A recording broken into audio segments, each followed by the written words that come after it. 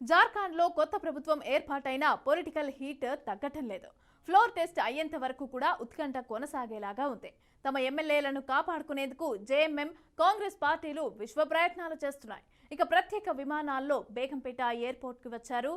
ఎయిర్పోర్ట్లో దిగిన ఎమ్మెల్యేలను AP Congress incharge Deepa Das Munshi receive చేసుకున్నారు. ఇక అనంతరం వారందరినీ కూడా బస్సుల్లో లియోనియా రిసార్ట్స్ కైతే తీసుకుని వెళ్లారు. ఎమ్మెల్యేలకు బందోబస్తులుగా షామీర్పేట్ పోలీసులను రంగంలోకి దింపారు. ఇక మరోవైపు జార్ఖండ్ మాజీ ముఖ్యమంత్రి హేమంత్ సోరెన్ కు సుప్రీంకోర్టులో అయితే ఎదురుదెబ్బ తగిలింది. తన అరెస్టును సవాల్ చేస్తూ వేసిన పిటిషన్ విచారణకు అత్యున్నత న్యాయస్థానం నిరాకరించింది. ఈ వ్యవహారంలో తాము జోక్యం చేసుకోలేమని హైకోర్టుకు వెళ్లాలని సూచించింది. నగదు అక్రమ చలామణి కేసులో దర్యాప్తు సంస్థ ఈడీ సోరెన్ ను బుధవారం అరెస్టు చేసింది.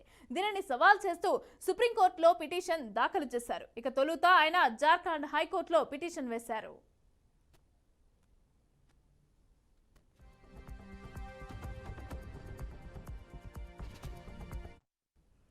గురువారం ఉదయం దానిపైన ధర్మాసనం విచారించాల్సి ఉంది.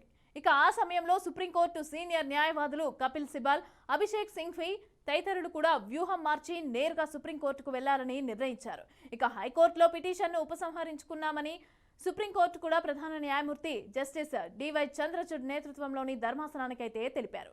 కుట్రలో భాగంగానే ఈడీ తనను అరెస్టు చేసిందని సోరెన్ తన పిటిషన్లో అయితే ఆరోపించారు.